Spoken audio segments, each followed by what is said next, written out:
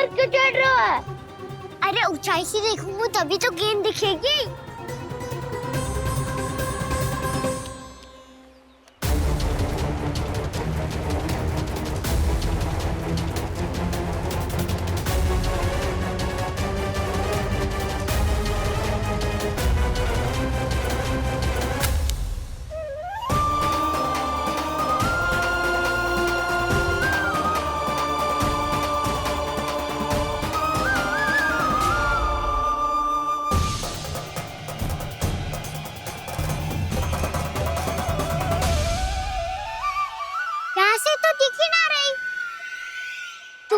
वहीं से फेंकी थी ना? ना वहां से फेंकी थी। कहाँ से? नहीं ना वहां से। समझ ना आ रहा, ठीक ठीक बताना कहाँ से फेंकी थी?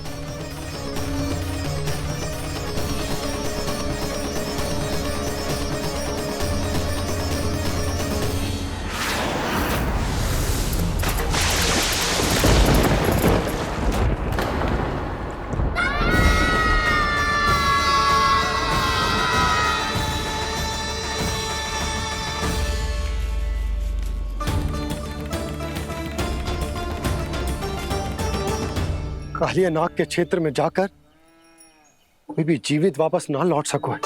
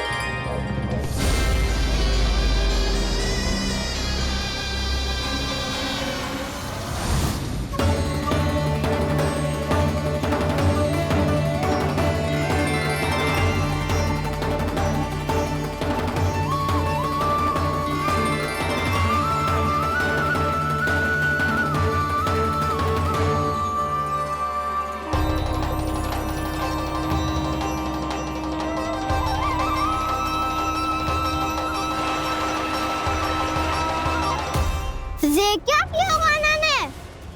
कालिया नाग तो उसे देखते ही निकल जाएगा।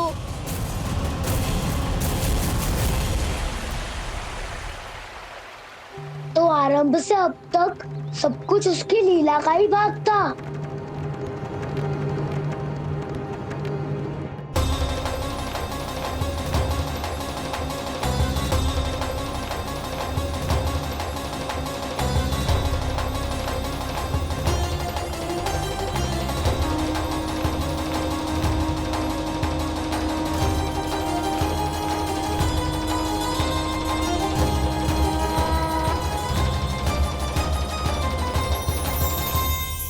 इतना सुंदर रूप, मन मोहने वाली मुस्कान, अद्भुत तेज और भगवान जैसी दिव्यता। कौन हो तुम? हाँ, तुम्हें देखकर तो हम सब सम्मोहित ही हो गए।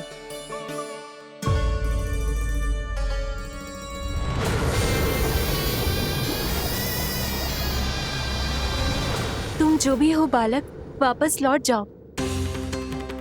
हमारा हृदय तुम्हें ही देखते रहना चाहता है, किंतु यदि हमारे पति जाग गए तो तुम्हें अवश्य हानि पहुंचाएंगे। ये बहुत विषैले है बालक, कालकोट जैसे भयानक। इनके विष से तुम नहीं बच सकोगे। नंदराज, कालिया नाग के विष का प्रभाव बढ़ते ही जा रहा है। पहले 8 कोस तक उसके विष का प्रभाव था, अब तो 1 योजन से अधिक क्षेत्र में फैलो है। जल पीने के प्रयास से अनेक पशु मारे गए हैं और नदी के निकट के वृक्ष और वनस्पति सब नष्ट होने लगे।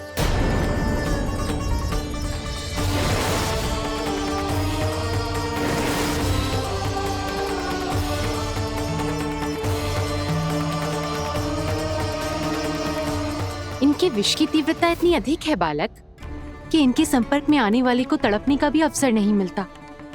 इनके विष की अग्नि क्षण भर से भी कम समय में प्राणवायु को जलाकर राख कर देती है।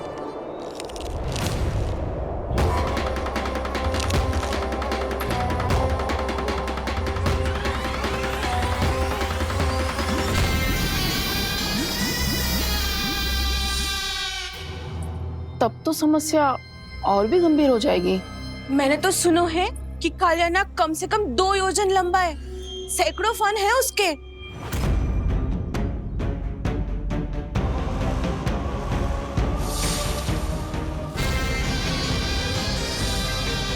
इसका अर्थ तो ये है कि हम दोनों ओर से फंस गए। एक और कंस को 1 कोटि कमल पुष्प देने जो कि कालियानाग के क्षेत्र में पड़ते हैं, और दूसरी ओर उस कालियानाग का विष यमुना जी के क्षेत्र में बढ़ता ही जा रहा। इसके कारण हम ही नहीं, निर्दोष पशु पक्षी भी संकट में। इन दोनों समस्याओं का एक ही समाधान है, उस कालियानाग का सामना करना। और ये ना समझ आ रहा कि हम ये करेंगे कैसे, क्योंकि ये बात साधारण मनुष्य के बस की ना है। हमारे लिए ये असंभव है।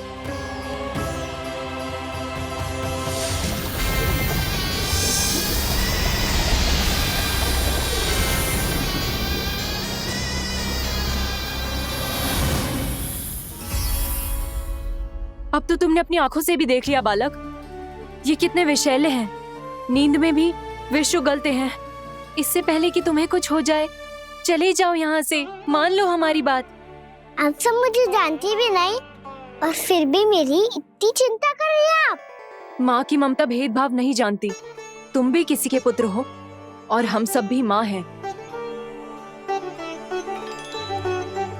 एक माँ को हर बालक में अपनी ही संतान दिखाई देती है, इसलिए हम तुमसे विनती करते हैं, वापस चले जाओ, बचा लो अपने प्राण। मेरी चिंता मत कीजिए, मुझे कुछ नहीं होगा। होगा, अनर्थ होगा यदि ये उठ गए तो।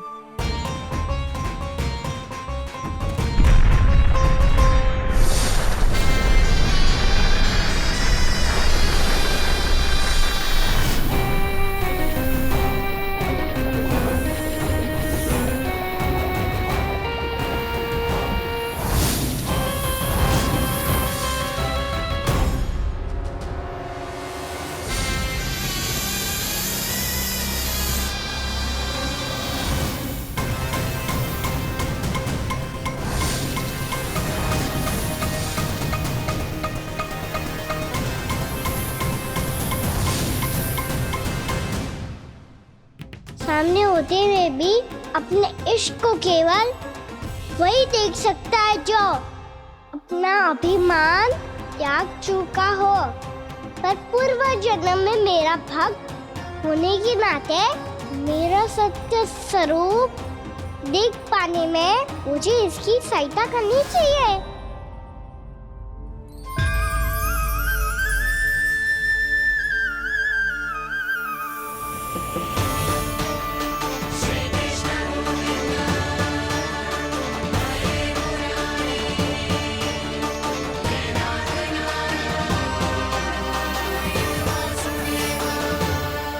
देखो हमारा छोटा सा कान्हा कैसे डट के खड़ा है, इतने विशालकाय, इतने महाभयंकर सबके सामने।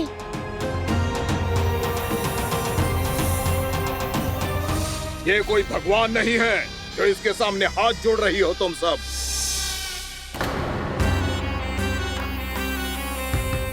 एक सामान्य साधारण बालक है ये, जो ये तक नहीं जानता कि इसके सामने है इसका काल, कालिया। तू कौन है बालक? मेरे इतने निकट आकर भी तू जीवित कैसे है?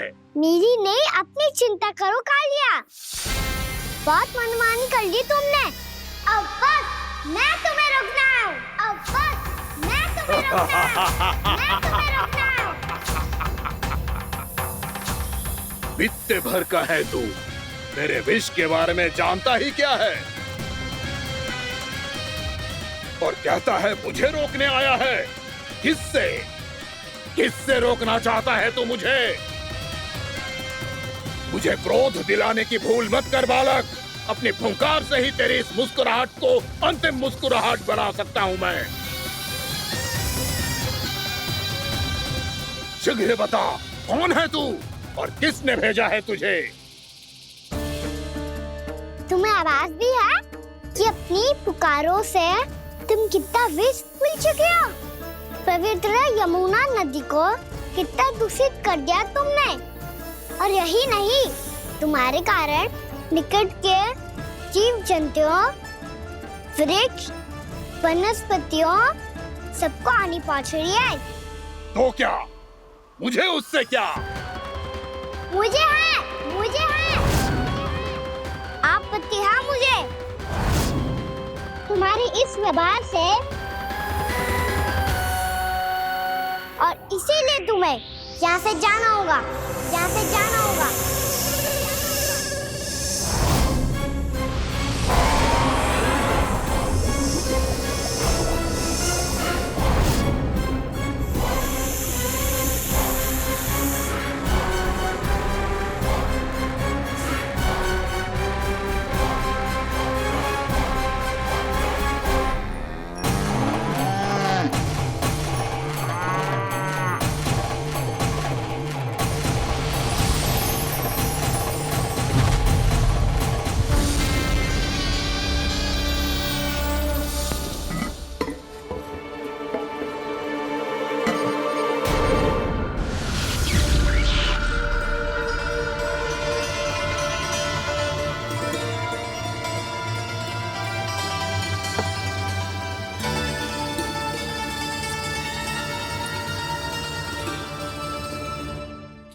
मुझे आदेश देने का साहस भी कैसे किया तूने? इस क्षेत्र को मैंने अपना राज्य बनाया है। मेरा परिवार रहता है यहाँ, और तू मुझे यहाँ से जाने के लिए कह रहा है? हाँ, क्योंकि तुम्हारे यहाँ रहने के कारण अन्य जीवों को हानि हो रही है, और मैं ऐसा नहीं होने दे सकता। मैं तो बस वही कर रहा हूँ जो एक सर्प का स्वभाव है। विष फैलाना स्वाभाविक है मेरे लिए। इसलिए मुझे चुनौती मत दे बालक। चुनौती तो मैं दे चुका हूँ कालिया। अब तो बस तुम्हें स्वीकार करनी है।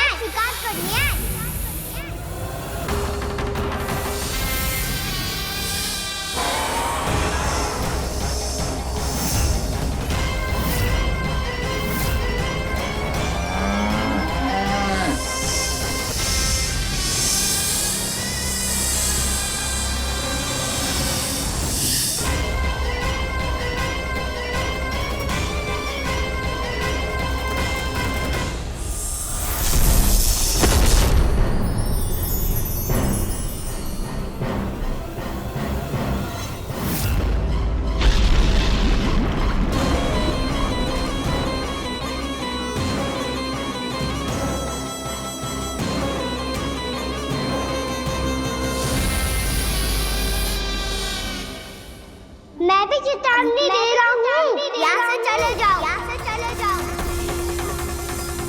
अपनी भूल को पहचानो कालिया। तुम जो कर रहे हो अनुचित है।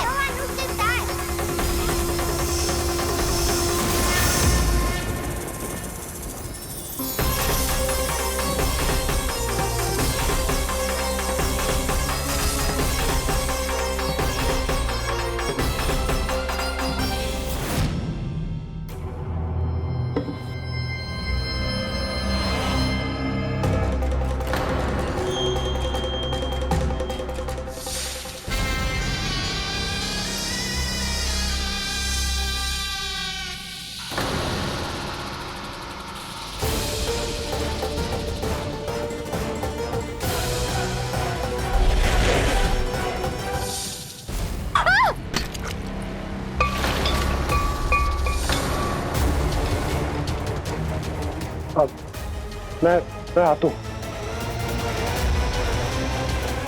क्या हो गया सुधा? मुझे आवाज हो रहा है जी, कछु ना कछु गड़बड़ है। यशोदा, जो समस्या हमारे सामने है, हम सभी उसका समाधान खोजने में जुटे हैं। तुम विश्वास करो, मैं कोई ना कोई समाधान अवश्य ढूंढ लूंगा। हम कैसे भी करके वो कमल के पुष्प उस कंस तक पहुंचा देंगे। नाना, समस्या उससे कहीं अधिक है, उससे कहीं अधिक बड़ी, उससे कहीं अधिक भयानक है।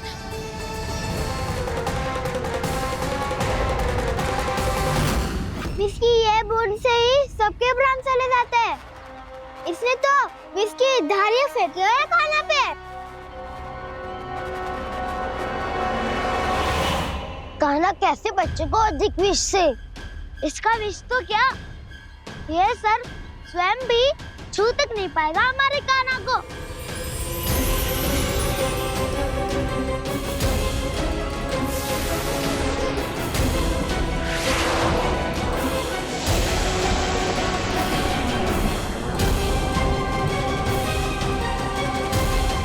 तुम्हारे सखा को, मेरे भाई को कोई हानि नहीं पहुंचा पाएगा। ये कान्हा का सत्य चाहे जो हो बलराम, पर अभी तो जो एक बालक ही है ना। देखो कैसे विष के कारण स्थिर हो गया है।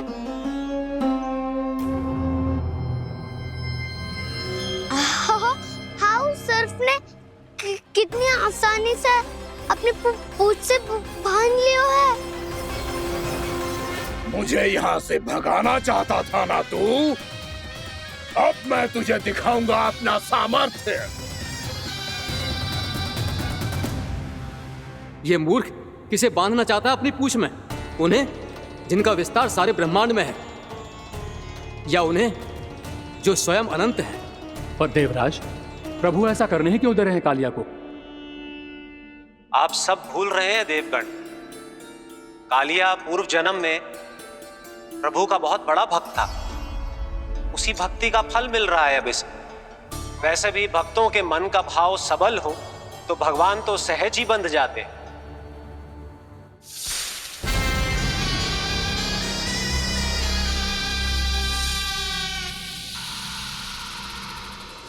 बलराम, तुमने ही तो कही थी कान्हा को कछु ना होगो। देखो दुष्ट ने चारों ओर से जकड़ लियो है।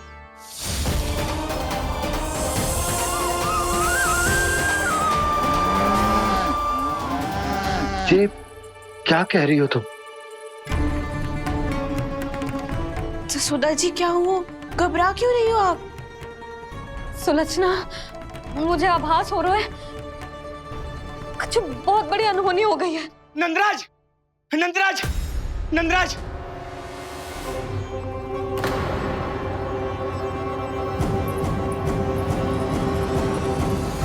नंदराज, कान्हा ने जमदग्नि नदी में छलांग लगा दी है। कान्हा ने जमदग्नि नदी में छलांग लगा दी है। कान्हा ने जमदग्नि नदी में छलांग लगा दी है।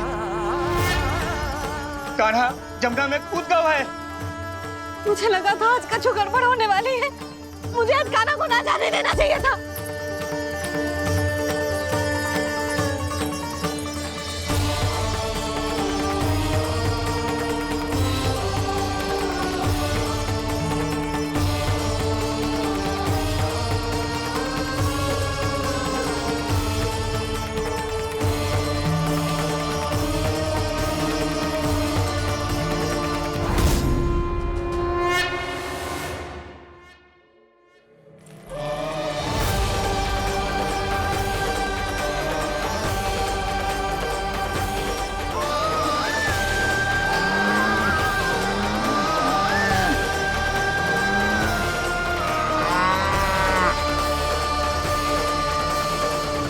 बलराम, शीघ्र कछु करो ना।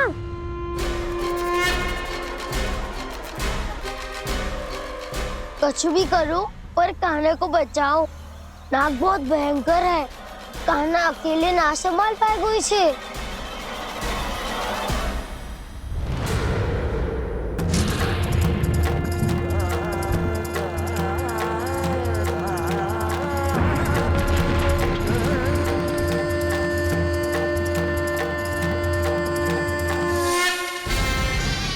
सखा!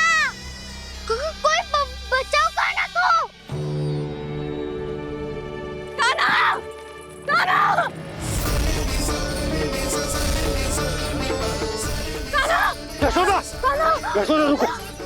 छोड़ दो मुझे, छोड़ दो मुझे। जीजी संभालो, बावली हो गई क्या? जीजी संभालो। कान्हा, कान्हा।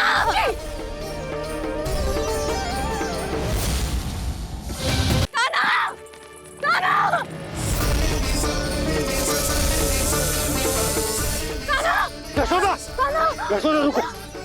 छोड़ दो मुझे, छोड़ दो मुझे। जीजी संभालो, बावली हो गई क्या? जीजी संभालो।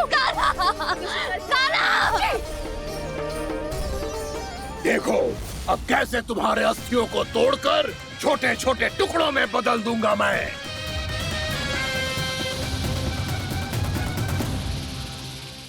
जी आप जाओगी तो आप भी फंस जाओगी। अपने लल्ला के लिए मैं किसी भी संकट का सामना करने के लिए तैयार हूँ। छोड़ो ना यशोदा, हमें कोई और उपाय खोजना पड़ेगा। कोई और उपाय? आप देख ना रही मेरा कान्हा किस दशा में है। कान्हा मैया के वश में नहीं है, नहीं तो ये अपने लल्ला के लिए साक्षात काल का भी सामना कर ले। ये तो केवल कालिया नाग है। हे नागराज, आप मेरे प्राण ले लो, पर कान्हा को छोड़ दो।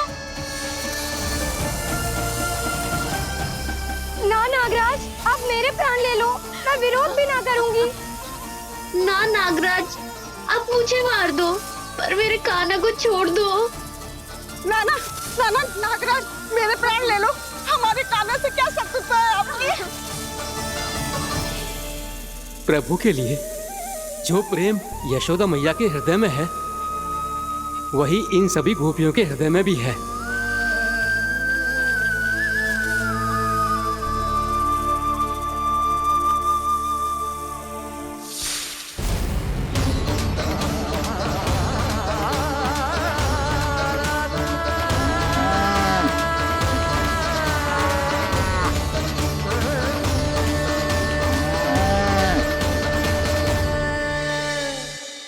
यशोदा, यशोदा, देखो इन गोपियों को, इन गैयाओं को, इन सब के मन में भी तुम्हारी भांति ही ममता भरी हुई। वो सब भी कान्हा से उतना ही प्रेम और स्नेह करती है, उतनी ही ममता से भरी हुई है जितनी कि तुम। तो तुम ही सोचो, जिसके साथ इतनी ममता और इतना स्नेह, इतना प्रेम, उसका कोई क्या कर सकता है? उस काले नाग का वृक्ष इस सब आशीर्वादों के सामने कछु न है। कछु करो जी। उसे बोलो वो मेरे प्राण ले ले, मेरे कान्हा को छोड़ दे। यशोदा,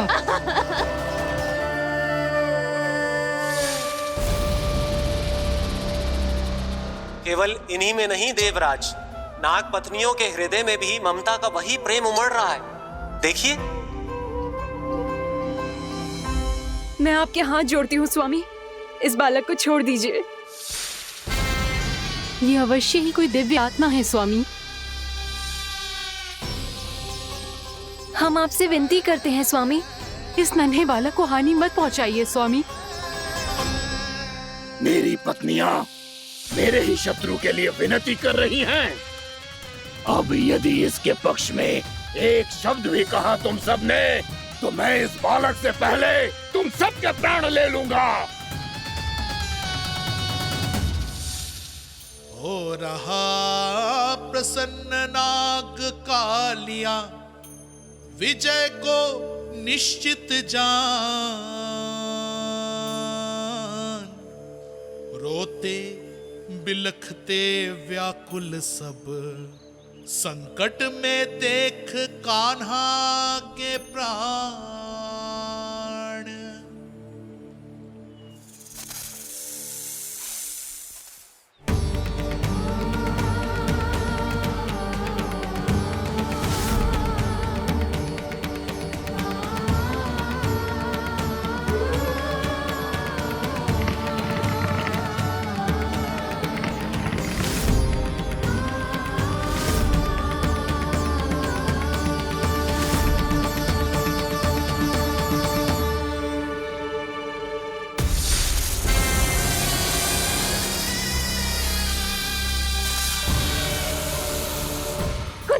जी मेरे लल्ला को बचा लो, कोई तो कुछ करो। जीजी संभालो जीजी ना। यशोदा, यशोदा तुम शांत हो जाओ, मैं कान्हा को वापस लेकर आऊंगा, मैं रक्षा करूंगा उसकी। ना नंदराज, नंदराज नहीं, कम से कम आप तो समझो नंदराज, कालिया के पास आप जाओगे तो आप भी फंस जाओगे।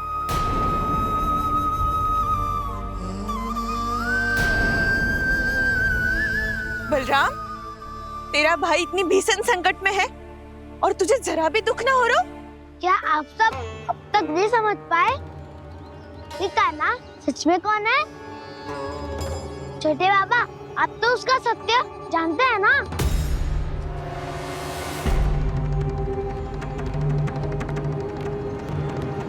मानता हूँ कि आप सब कान्हा के रहस्य के बारे में नहीं जानते, पर क्या उसके जन्म से आज तक घटी एक से बढ़कर एक विचित्र घटनाओं को भी भूल गए हैं आप सब? भूल गए हैं कि कैसी पूतना जैसी राक्षसी उसका कुछ बिगाड़ नहीं पाई, कैसे तरनावत जैसा भयानक राक्षस उसे एक खरोच भी नहीं दे पाया था।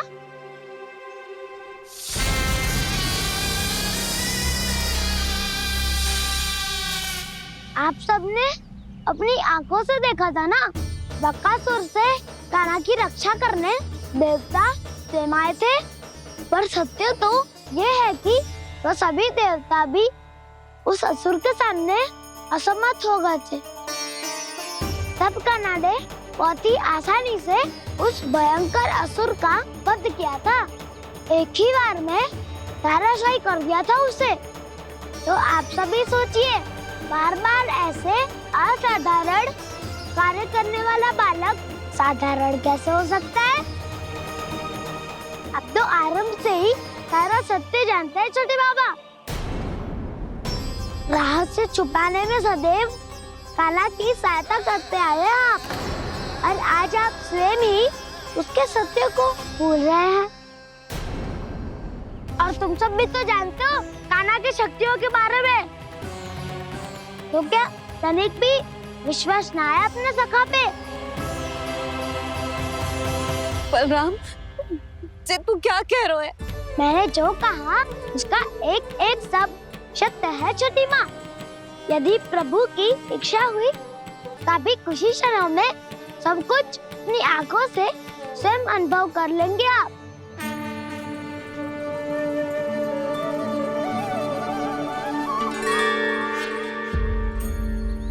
शांताकारं भुजगशयनं पद्मनाभं सुरेशं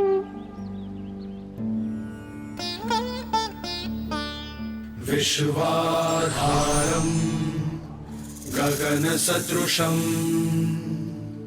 मेघवर्णं शुभांगं लक्ष्मीकान्तं कमलनयनं योगी वीरध्यानगम्यम्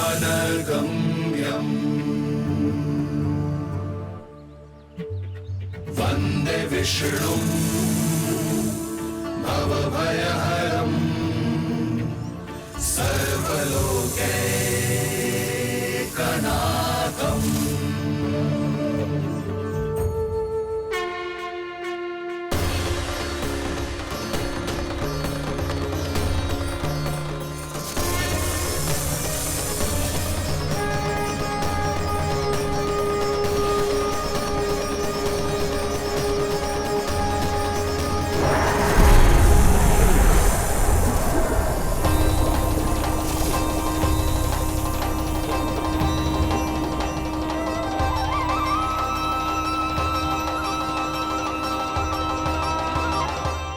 तुझे क्या लगता है बालक कि तू मेरी जकड़ से निकल गया तो अब बच जाएगा तू?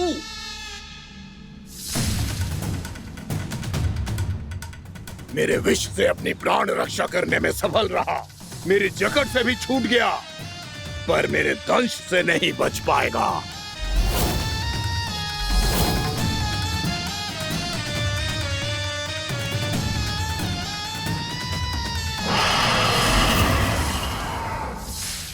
अब भय से भाग रहा है, पर मैं तुझे मृत्यु देकर रहूंगा।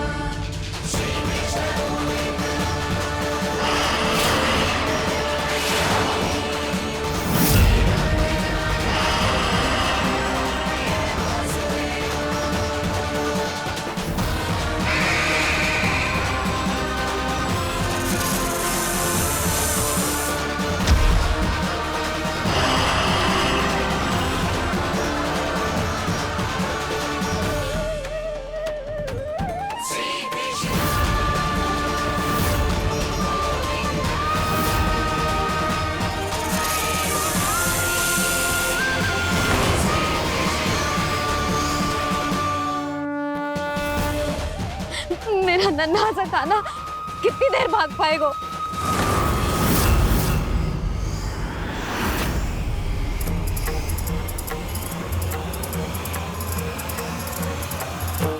और कितनी प्रतीक्षा करोगे मेरी भक्त कालिया?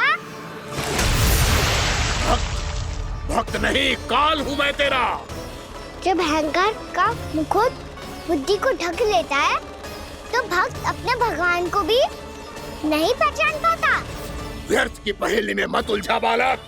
ना मैं भक्त हूँ और ना तू भगवान।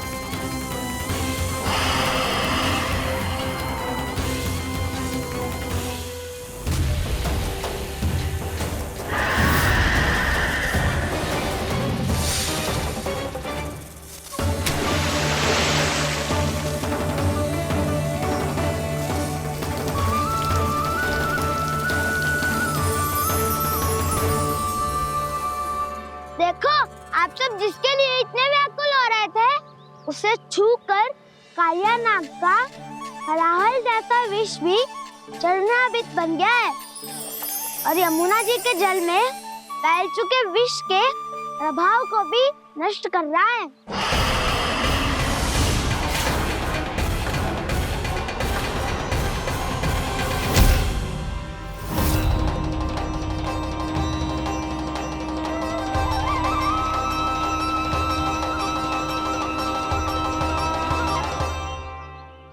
धर्म रक्षक, अधर्म विनाशक प्रभु श्री कृष्ण का कौशल सचमुच अद्वितीय है।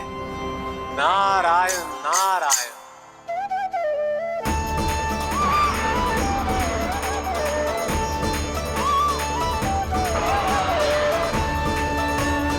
मेरा भार तुम्हारे भीतर के अहंकार का प्रतीक है कालिया। अब तुम्हारा अहंकार, तुम्हारा अभिमान मेरे पाँव के नीचे है और तुम्हारी पूंछ अर्थात तुम्हारे प्राण मेरे हाथों में। सत्य भक्त।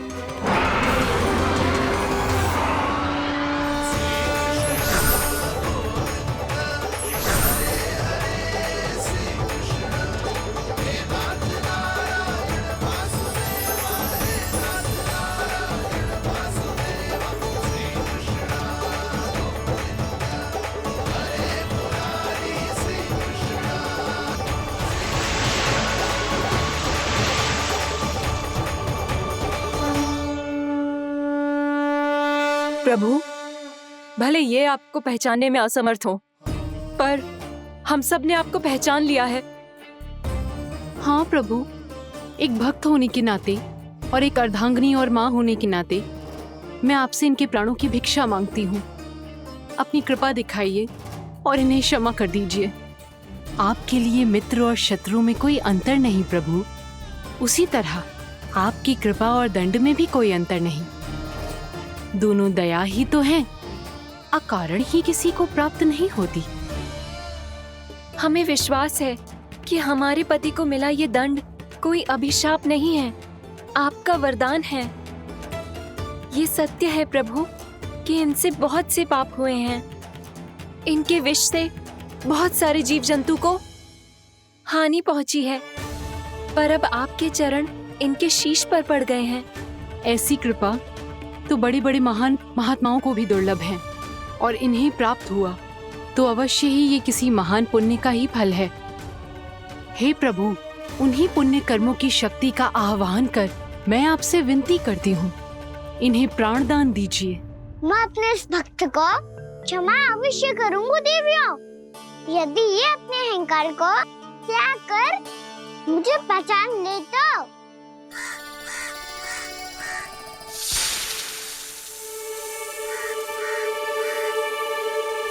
मैं तुम्हें श्राप देता हूँ, जितनी विषैली तुम्हारी जिह्वा है उतने ही विषैले सर्प बन जाओ तुम।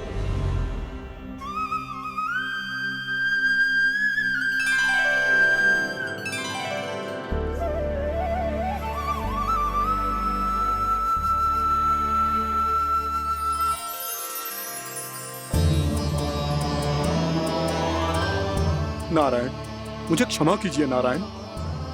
मैं तो आपका परम भक्त था, किंतु मैं आपको पहचान नहीं सका। इसका दंड तो मुझे मिलना ही था, किंतु मैं अब प्रायश्चित करना चाहता हूं। इसके लिए यदि आप मेरे प्राण भी ले लेंगे तो भी मुझे कोई दुख नहीं होगा। मैं अपना जीवन, मृत्यु और अपना अस्तित्व सब कुछ आपको समर्पित करता हूं। तुम्हें तुम्हारे क्रोध के कारण श्राप मिला, जिसे विशाल सर्प के रूप में तुम्हारा जन्म हुआ, और सर्प का तो स्वभाव है विष फैलाना। इसीलिए तुम्हें दंड नहीं दूंगा मैं। सिर्फ सभी अपराधों का पश्चाताप कर लिया, इसीलिए मैं तुम्हें क्षमा करता हूँ कालिया।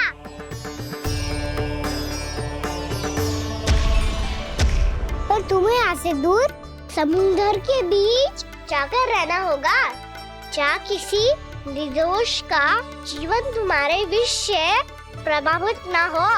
मैं चाहकर भी आपकी इस आज्ञा का पालन नहीं कर सकता। मैं असमर्थ हूं प्रभु, क्योंकि यदि मैं इस क्षेत्र को छोड़कर गया तो मेरी मृत्यु निश्चित है। आपसे क्या छुपा है प्रभु? आप तो जानते हैं कि सर्प जाति और आपके वाहन गरुड़ के बीच अनंत शत्रुता चल रही है, जिसका प्रारंभ नागों के द्वीप नागालय से हुआ था। उस द्वीप पर छोटे जीवों को निगल जाने के लिए सर्प थे, और गरुड़ को सर्पों का स्वाद बहुत प्रिय था, इसलिए वो बार बार नागद्वीप जाने लगा था। पर इस कारण पूरी सर्प जाति उससे आतंकित हो गई थी, इसलिए जब भी गरुड़ वहां पहुंचता तो सभी सर्प छिपने लगते। जब गरुड़ को इसका आभास हुआ तो उसे बड़ा क्रोध आया, और वो उत्तेजना में भरकर सर्पों का शिकार करने लगा। भूख ना होने पर भी उन्हें मारने लगा। अब सर्पों के प्राण हरना उसके लिए खेल बन गया था। इस भीषण समस्या का समाधान ढूंढने के लिए पूरी सर्प जाति महान सर्प वासुकी के सामने इकट्ठी हुई। हे महान वासुकी, हमारी सहायता कीजिए। नागद्वीप पर गरुड़ ने आतंक मचा दिया है। पहले तो वो हमें अपना भोजन बनाता था, लेकिन अब हम उसके खेल का साधन बन चुके हैं। भूख हो या ना हो, जब तब आकर वो हमारे प्राण हर लेता है। अनुचित हिंसा के इस प्रथा का आरंभ सर्पों ने ही किया है।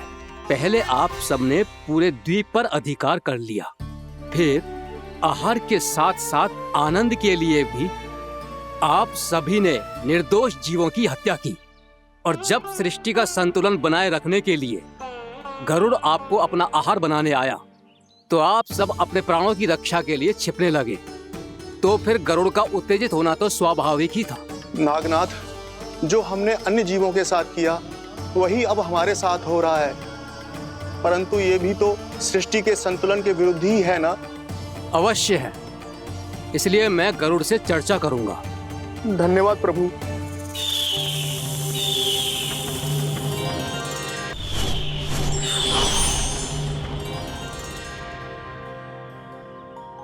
श्री नारायण के वाहन पक्षीराज गरुड़, मैं संपूर्ण सर्प जाति की ओर से आपसे एक निवेदन करने आया हूँ। कहिए, क्या कहना चाहते हैं आप? हे पक्षीराज, यदि आप हम पर ऐसे ही आक्रमण करते रहे तो शीघ्र ही हमारी प्रजाति समाप्त हो जाएगी। इसीलिए हमारी आपसे विनती है, यदि आप उचित समझें तो सर्पों के किसी एक घर से हम आपको एक सर्प प्रतिदिन अर्पित करेंगे। आप उसको आहार बनाइए और अन्य सर्पों को जीवित रहने का अधिकार दीजिए। मुझे स्वीकार है। तब से प्रतिदिन किसी एक घर से एक सर्प गरुड़ के भोजन के लिए भेजा जाने लगा। समय के साथ मेरे घर की भी बारी आई, परंतु मैंने एक बहुत बड़ी भूल कर दी। समय आ गया है स्वामी, आज गरुड़ के आहार के लिए इसे चुना गया है। कौन है यह गरुड़ और क्यों दूं मैं इसे कोई भेंट? स्वामी, सभी सर्प राज्यों और गरुड़ के बीच में यही समझौता हुआ है, हमें इसका सम्मान करना ही होगा। मैंने कोई समझौता नहीं किया, मैंने कोई वचन नहीं दिया और ना ही मैं किसी गरुड़ से भयभीत होता हूँ। यदि इस राज्य में किसी को सर्पों को अपना आहार बनाने का अधिकार है तो वो केवल मुझे है। अब से गरुड़ को दी जाने वाली हर भेंट मुझे दी जाएगी, महाविषधारी महान नागराज कालिया को। यह और कुछ नहीं, मेरा अभिमान था प्रभु, और यह मेरे इस जन्म की सबसे बड़ी भूल थी, क्योंकि फिर जब गरुड़ को इस बारे में पता चला तो। कालिया, अभिमान में आकर तूने अपने काल को ललकारा है। जिस कालिया के नाम में ही काल छिपा है, तू उसे ललकारने का दुस्साहस कर रहा है गरुड़। स्वयं को भगवान विष्णु का वाहन कहता है तो वाहन का ही कर्म कर। स्मरण रख, इस धरती के सर्वश्रेष्ठ योद्धाओं के लिए भी मैं मृत्यु का दूत हूँ। विनाश काले विपरीत बुद्धि। तुझ जैसे मूर्ख सदा इस युक्ति को सार्थक करते आए हैं। अपने विनाश को आमंत्रण किया है तो अब भोग।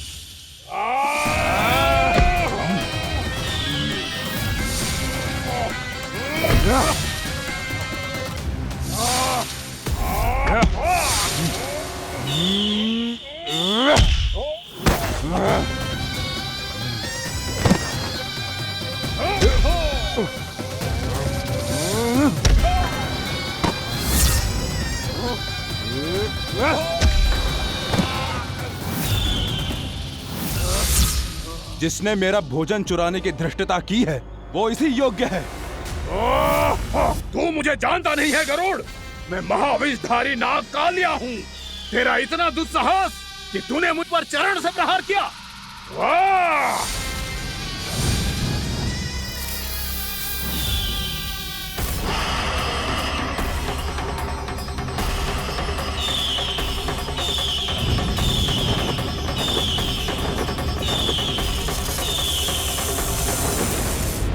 मैं अपने अभिमान में भूल गया था कि गरुड़ मुझसे कहीं अधिक शक्तिशाली है।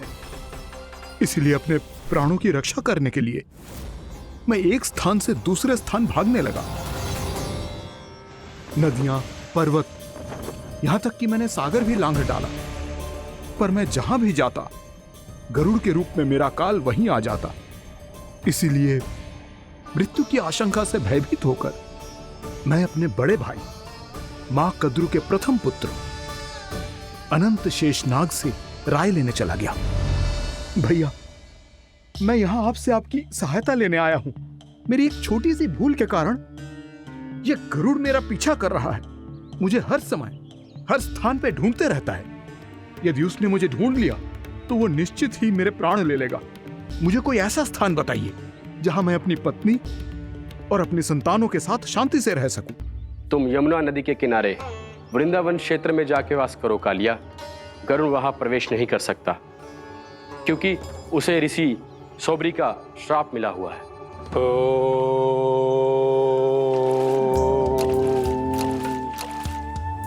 ध्यान और तपस्या का नित्य कर्म करते हुए ऋषि के मन में मछलियों के प्रति प्रेम भाव इतना बढ़ गया कि वो भूल गए सभी जीव खाद्य श्रृंखला का भाग होते हैं और मछलियां भी इस नियम की अपवाद नहीं है।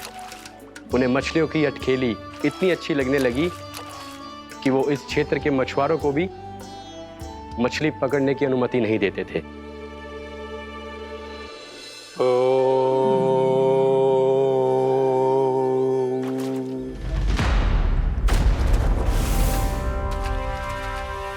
उस दिन वो उस पक्षी को नहीं रोक पाए, पर तब से सावधान रहने लगे। यहां तक कि अपने साधना से भी अधिक ध्यान वो पक्षियों पर केंद्रित करने लगे। ठहरो! इसी क्षण अपनी चोंच में पकड़ी इस मछली को छोड़ दो। तुम्हें इन मछलियों का आहार नहीं करना चाहिए पक्षीराज। ये तो खाद्य श्रृंखला का नियम है ऋषिवर। यदि मैं इनका आहार नहीं करूंगा तो कोई और पक्षी कर लेगा। मैं अपने आनंद या प्रतिशोध के लिए इनके प्राण नहीं ले रहा। ये तो बस मेरा भोजन है। पर यह मेरा तपस्या स्थल है। तुम यहाँ शिकार करके मेरी साधना में विघ्न नहीं डाल सकते पक्षीराज। यदि आपकी यही इच्छा है तो मैं आज के बाद यहाँ नहीं आऊंगा।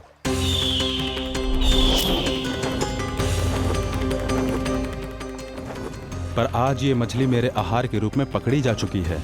मैं वचन देता हूँ ऋषिवर, इस स्थान पर यह मेरा अंतिम शिकार होगा।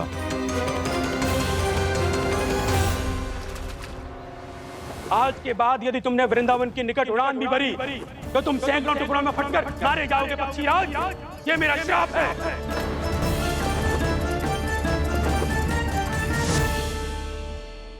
और इसीलिए भैया शेषनाग के सुझाव के अनुसार मैं यहां आ गया। पर अब यदि मैं कहीं और जाऊंगा तो मेरे प्राण नहीं बचेंगे प्रभु। निश्चिंत रहो कालिया, अब से गरुड़ तुम्हें कोई हानि नहीं पहुंचाएगा। अब तुम्हारे फनों पर मेरी पक्षिन बन गए कालिया, इसीलिए अब से तुम्हें गरुड़ से कोई भय नहीं होगा। निश्चिंत होकर अपने परिवार के साथ गहरे समुद्र में चले जाओ और सुख से शांति से निवास करो। पर ध्यान रहे निर्दोष जीवों को हानि ना पहुंचे। आपने मुझे जीवन दान दे दिया प्रभु, इस उपकार से मैं कृतज्ञ हूँ प्रभु। आदेश दीजिए, मैं आपकी सेवा कैसे करूं? तुम्हारे जल क्षेत्र से 1 कोटि कमल पुष्पों को लेने की अनुमति दे दो कालिया। यह मेरी सेवा होगी। प्रभु, ये तो मेरा सौभाग्य होगा।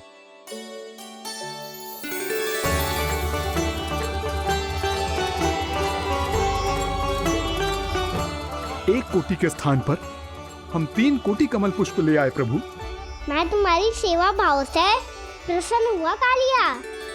रमनाक द्वीप पर चले जाओ ताकि तुम्हारे कारण फिर कभी किसी निर्दोष जीव को हानि ना पहुंचे और न ही तुम्हारा विष मेरे प्रिय यमुना नदी के जल को दूषित कर पाए। मैं तुम्हें आशीर्वाद देता हूँ।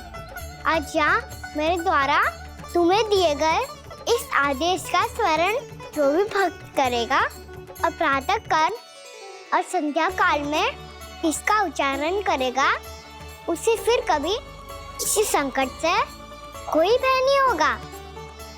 ये स्थान अब से काला कुंड के नाम से जाना जाएगा।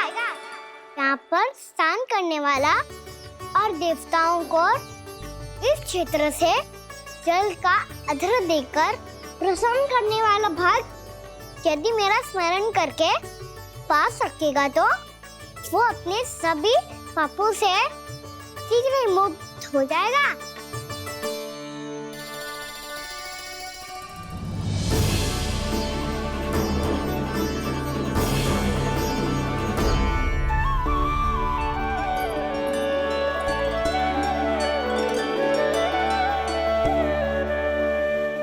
कौन है जे भगवान जिसने अभी अभी कालिया जैसे विशाल विस्तर का सामना किया, या एक साधारण बालक जो शीत की अधिकता से ठिठुर रहा है?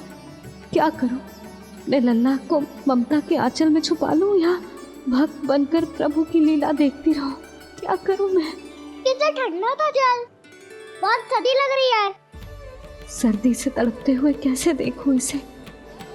अभी जाके अपने पल्लू से सुखाती हूँ, हृदय से लगा के स्नेह की आंच दूंगी तो सर्दी पल भर में छूमंतर हो जाएगी।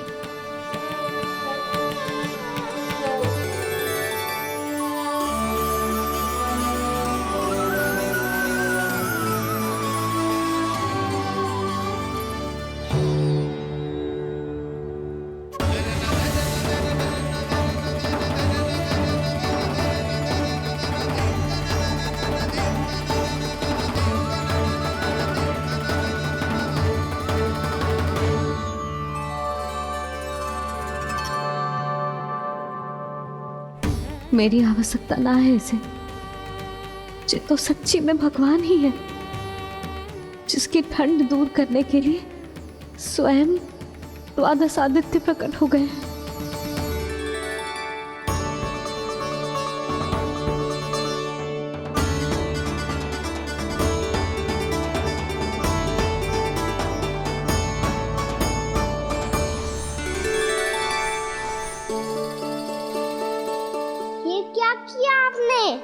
मैया मुझे अपने हृदय से लगाने वाली थी कि आप सब प्रकट हो गए।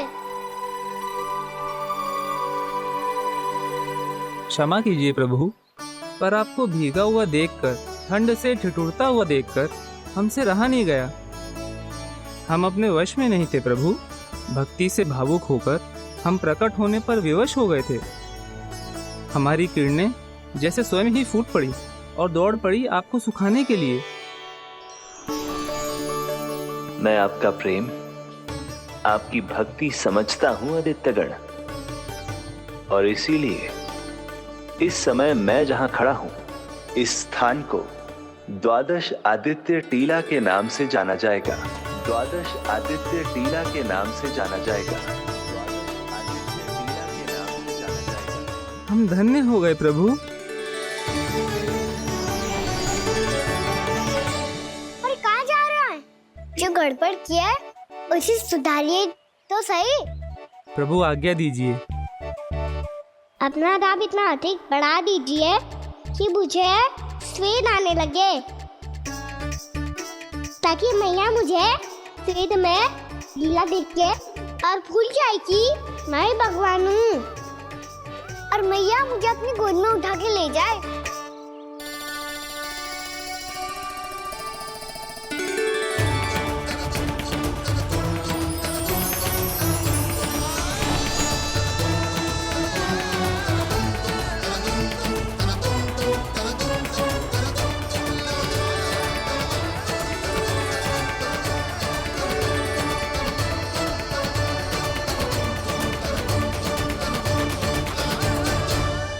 गर्मी क्यों लग रही है यहाँ?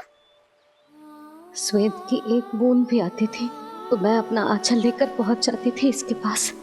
जानती ही नहीं थी कि ये तो स्वयं वायुदेव को आदेश दे सकते हैं कि वो बहने लगे और उसका सारा स्वेद सुखा दे।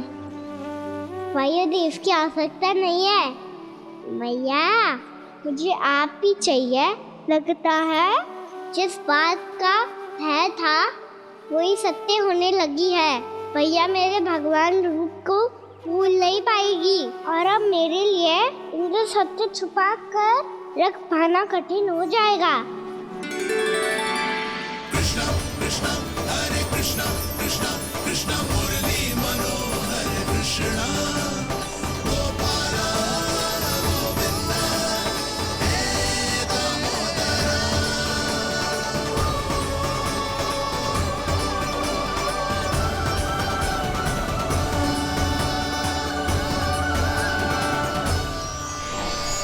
प्रभु, आपके श्वेत से बने इस प्रसंगदान सरोवर का प्रणाम स्वीकार कीजिए।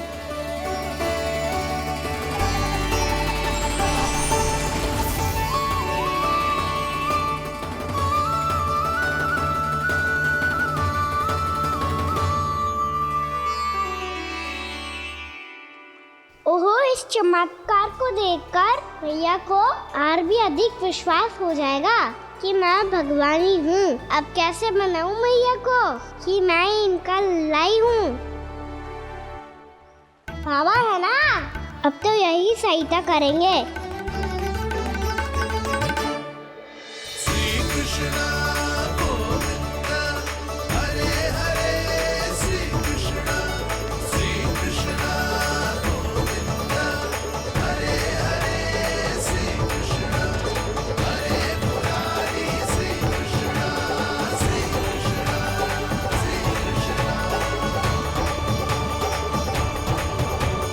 बाबा एक कोटी ना, मैंने तो 3 कोटी कमल पुष्पों का प्रबंध कर दिया है और चिंता करने की आवश्यकता ना है। 1 कोटी कमल के स्थान पर 3 कोटी कमल पुष्प मिल गए हैं। हाँ कान्हा, मैं उचित संदेश के साथ ये सारे पुष्प उस कंस के पास भिजवा दो। महाप्रक्रमी कान्हा की जय। वृंदावन रक्षक कान्हा की जय। महाप्रक्रमी कान्हा की जय। भानु जी नंदराज, बाकी गांव वालों को लेकर ये सारे पुष्प इकट्ठा करो और कंस के दरबार में पहुंचाओ। जी।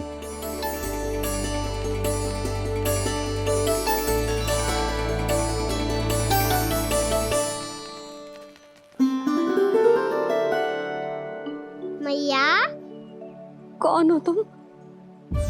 मुझे पता था मैया, जब आपको सत्य पता चलेगा तो आप मुझे मैया की तरह स्नेह ना कर पाओगी, इसीलिए आज तक सत्य छुपाता आया हूँ ताकि आपकी ममता, आपका प्रेम अनुभव करने का अवसर मिलता है मुझे। और फिर आज को बताया था ना,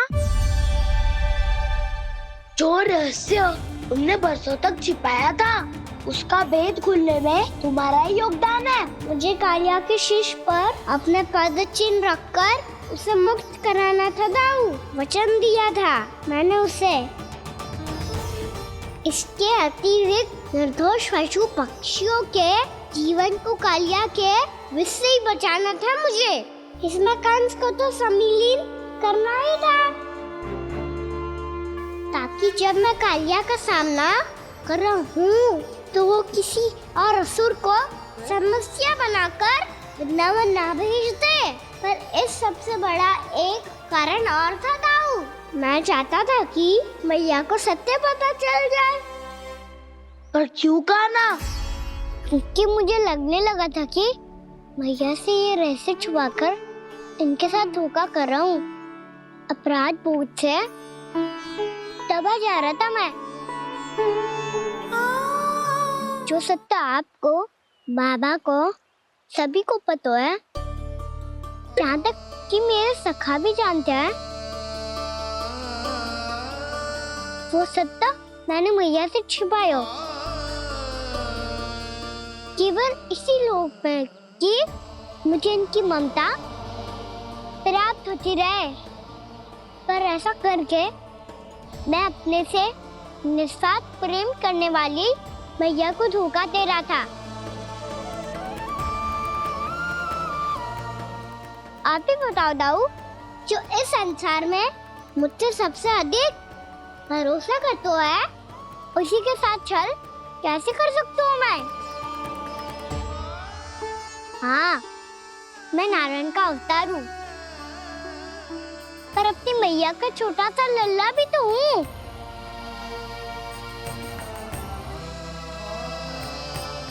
इसीलिए तो यमुना जी में छलांग लगाने का एक कारण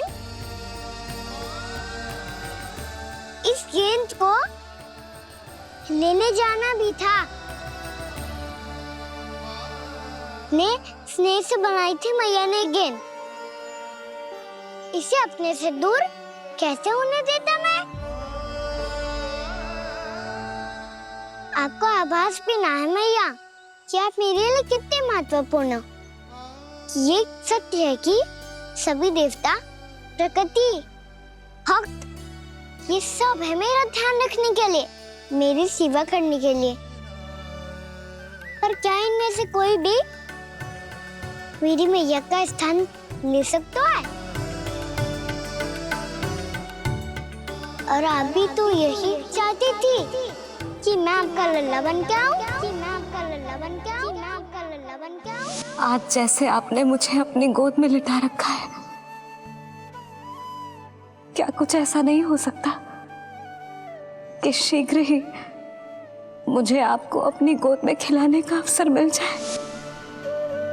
मैया, नारायण का अवतार होना क्या इतनी बड़ी समस्या है कि आप हृदय से भी राह लगा सकते? मैया,